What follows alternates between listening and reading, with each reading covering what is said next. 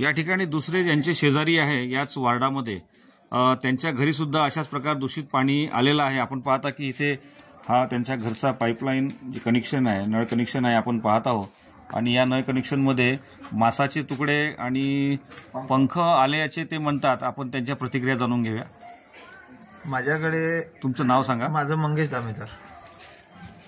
सांगा ना, काय अडचण आहे? अडचण म्हणजे हेच जेव्हा बी नळ येते 2-4-8 दिवस झाले, 2-4-8 दिवस झाले का हाच प्रॉब्लेम आहे। मासाचे लथडे येतात, त्याच्यात पंख येतात, हड्ड्या येतात, हड्ड्या पायपात अटकल्या की पाणी येत नाही। आणि आम्ही त्या मोहन दात्रीला कंप्लेंट बी केली की भाऊ आमच्याकडे असं अशी प्रॉब्लेम आहे। तो येतात ना फक्त पाहून चालला जाते, त्याच्यावर काही त्याचं हे नाही आहे। बस पाईपलाईन सफा केली, 4 दिवसांनी अजून तसंच, आणि तो करत बी नाही। आम्हालाच म्हणते कॅप खोलून घेत जा म्हणते तुम्ही। म्हणजे अजूनपर्यंत कोणतीच कारवाई झाली नाही? कोणतीच कारवाई नाही। अशा प्रकारच्या घटना जवळपास किती वेळा घडलेल्या आहेत? कमीत कमी हे 8-10 होऊन गेला आतापर्यंत या वर्षभरामध्ये। आणि बारिशमध्ये गटरचं पाणी येते, पुरं लाल पाणी। म्हणजे आपल्या आरोग्यास फार मोठी हानी या ठिकाणी नगर परिषदेच्या माध्यमातून होत आहे आणि प्रशासन यावर कुठली कारवाई करत नाही असं आपलं म्हणणं आहे। ठीक आहे।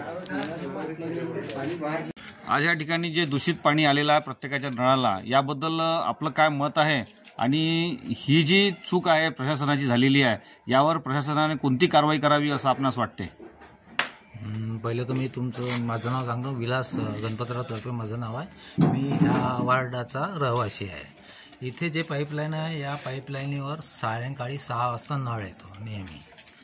नळ आल्यानंतर मी बघितलं की इथं जे पक्षी आढळला।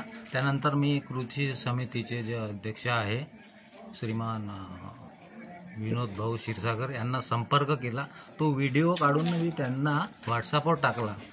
त्यानंतर त्यांनी इथे येऊन प्रत्यक्ष पाहणी केली। पाहणी करून त्यांनी पुढची वाटचाल सुरुवात केली। त्याबद्दल मी त्यांचा खूप खूप आभारी आहे।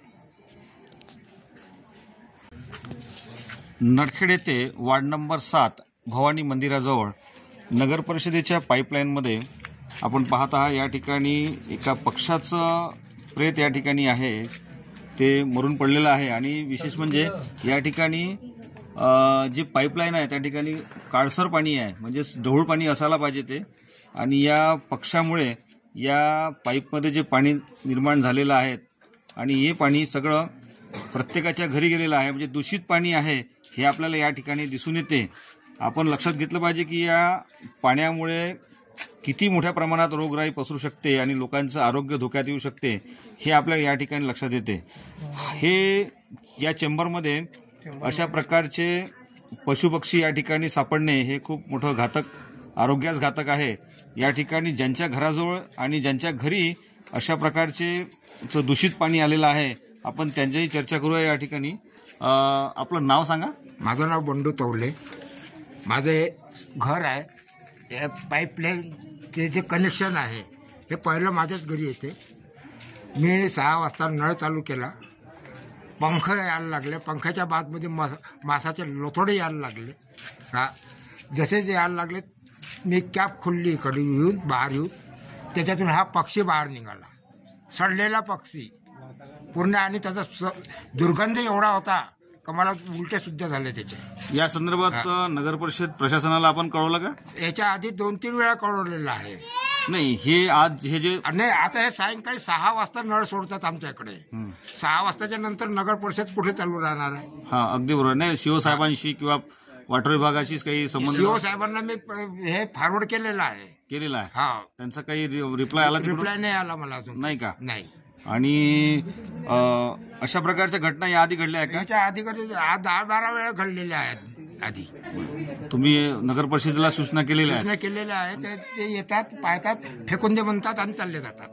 असं का? आणि या पाईपलाईन मध्ये जे आता दूषित पाणी आहे, मला वाटतं हे तुमच्या घरामध्ये बी आलेलं आहे? माझ्या घरामध्ये आलं आहे, ते पाहून घेऊ आपण। यांच्या घरामध्ये सुद्धा ते दूषित पाणी आलेलं आहे, आपण ते पाहूया।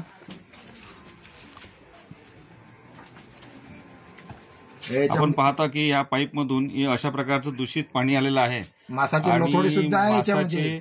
आणि विशेष म्हणजे यामध्ये जो पक्षी मरण पावलेला आहे त्या पक्षाचे लहान लहान तुकडे, त्याच्या पंखाचे तुकडे सुद्धा या ठिकाणी आपल्याला पाहायला मिळत आहे।